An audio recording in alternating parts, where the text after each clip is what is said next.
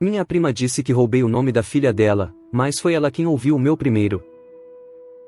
Se você é novo no canal e gosta de histórias, já inscreva-se, deixe seu like e ative as notificações. Sou a Fernanda, tenho 23 anos. Minha prima Daniele tem praticamente a mesma idade que eu, e desde que me entendo por gente, sempre houve uma certa rivalidade entre nós. Nada muito explícito no começo, éramos apenas duas meninas crescendo perto uma da outra, em uma família grande, barulhenta, cheia de tradições e de comparações. Crescemos escutando frases como, olha como a Fernanda é organizada, ou, Daniele é mais comunicativa. Essas pequenas observações, mesmo ditas com tom inocente, alimentavam um tipo de disputa constante entre nós, como se estivéssemos sempre numa corrida por atenção ou reconhecimento. Nossa bisavó, Sofia, era o pilar da família.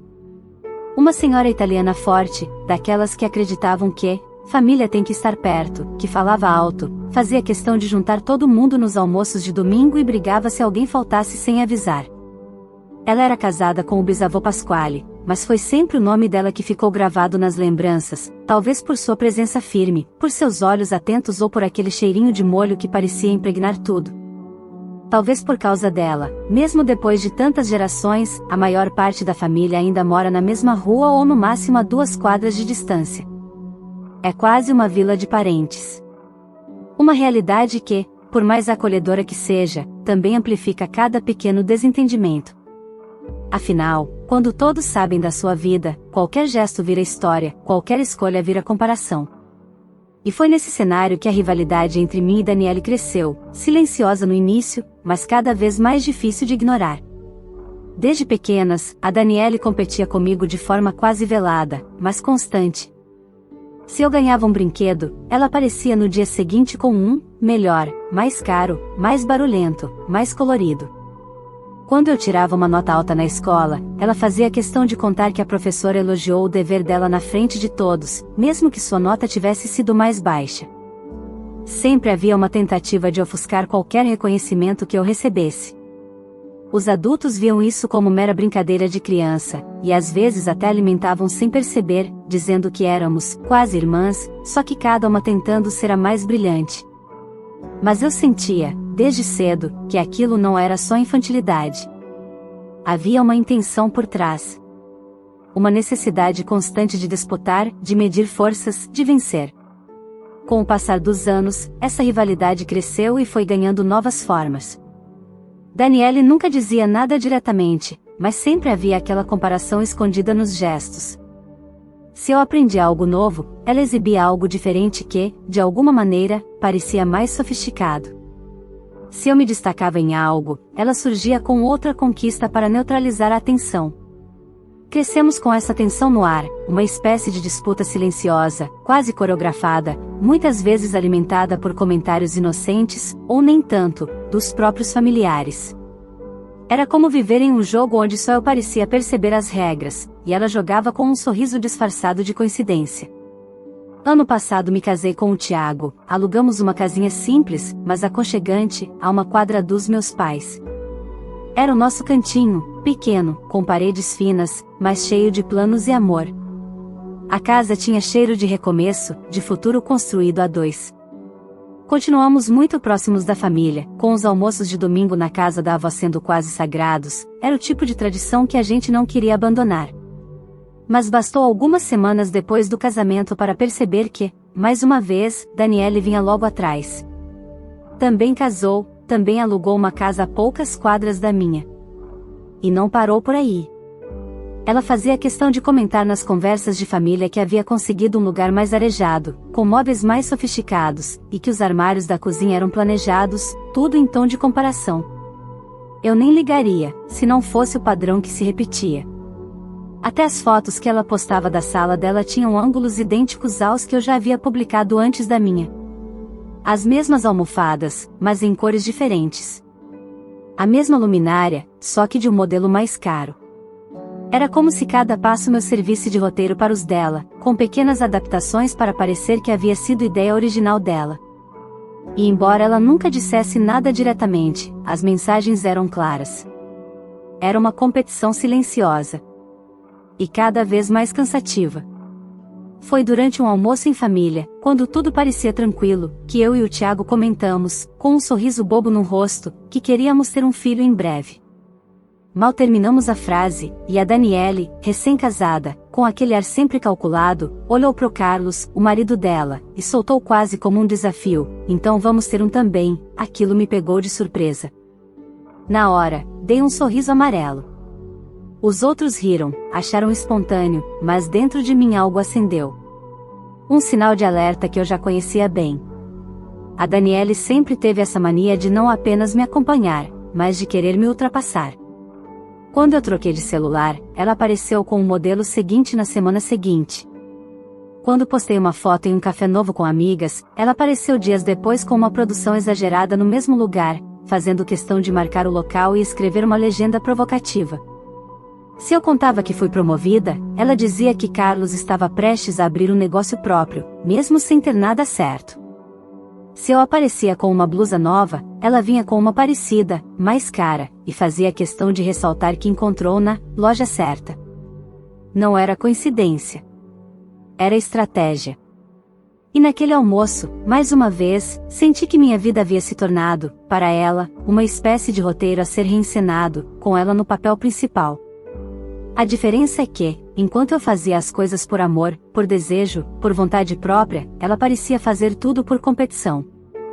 Não era sobre ter um filho. Era sobre não ficar para trás. Alguns meses depois, eu e Thiago descobrimos que teríamos uma menina. E foi quase automático, decidimos chamá-la de Sofia, em homenagem à minha bisavó. Aquela mulher que segurava a família com mão firme e coração doce. Era um nome que tinha história, raiz, significado. Evitei comentar com a família, até porque Daniele também estava grávida, 2 meses atrás de mim. Mas numa conversa com minha mãe, acabei contando. Pedi que ela não comentasse com ninguém, mas sei que esse tipo de segredo não costuma durar muito. No dia seguinte, o telefone tocou. Era Daniele. Ela gritava comigo, dizia que eu era falsa, que roubei o nome que ela tinha pensado primeiro. Disse que ela merecia dar esse nome à filha porque gostava mais da bisavó do que eu. Que ela tinha pensado nisso muito antes e que agora o nome estava manchado. Eu fiquei em choque. Tentei argumentar, explicar que o nome fazia parte da nossa história familiar e que sempre tivemos uma conexão especial com a bisa Sofia, mas ela não queria ouvir. Depois, minha mãe me contou que, antes de eu contar o nome, Daniele havia dito que ainda não fazia ideia de como chamaria a filha. Mas bastou ela saber da minha escolha para começar a agir estranho. E então veio a ligação agressiva, o drama, a vitimização. As semanas seguintes foram carregadas. A tensão se espalhou feito fogo em palha seca. A família começou a se dividir. Uns tentavam me consolar, dizendo que eu tinha todo o direito de usar o nome da nossa bisavó. Outros, mais próximos da Daniele, ficavam do lado dela, afirmando que ela falou primeiro, mesmo sem nunca ter dito esse nome antes de saber da minha escolha. O que mais me doía era lembrar do que minha mãe me contou logo depois, que, até o momento em que ela mencionou casualmente que eu pretendia chamar minha filha de Sofia, a Daniele tinha dito que ainda não fazia ideia de nome nenhum. Nenhum. Ela teria dito com todas as letras que estavam, esperando ver a carinha do bebê para decidir. E mesmo assim, no instante em que soube da minha escolha, ela passou a agir estranho, depois furiosa, depois como vítima. Começaram os cochichos nos encontros, as indiretas, os olhares atravessados. Aqueles almoços de domingo, antes tão leves, viraram passagens por um campo minado. Foi desgastante, física e emocionalmente. Eu sentia como se, ao dar um nome com tanto carinho à minha filha, tivesse acendido um pavio antigo, de uma rivalidade que sempre existiu, mas agora estava em chamas.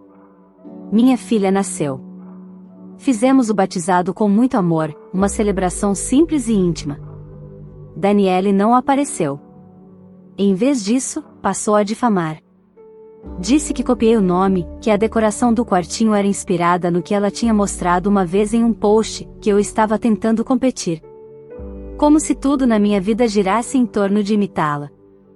O mais irônico é que, mesmo depois de todo esse drama, Mesmo tendo dito que eu tinha roubado o nome dela, ela batizou a filha de Sofia com Y. Disse que não era por causa da bisavó, que sempre achou o nome lindo. Mas todos sabiam de onde veio a inspiração. Hoje, minha Sofia tem 7 meses. É um bebê doce, sorridente, cheia de vida. Ela carrega um nome que tem peso, tem memória, tem laço. E eu sigo firme, apesar das tensões que ainda pairam nos encontros de família. Às vezes, o silêncio da Daniele fala mais alto que qualquer palavra. E, no fundo, sei que a verdadeira disputa dela nunca foi sobre um nome. Foi sobre não aceitar que, mesmo sem competir, eu simplesmente vivo, e isso incomoda. Daniele nunca aceitou muito bem a minha decisão de homenagear nossa bisavó. Até hoje, quando estamos no mesmo ambiente, há um clima estranho. Ela evita ficar perto, e quando falamos, é tudo muito frio, quase mecânico. Já pensei em conversar com ela, tentar esclarecer de vez, mas percebi que algumas pessoas preferem manter a versão da história que alimenta seus próprios ressentimentos. Eu, por outro lado, sigo com a consciência tranquila.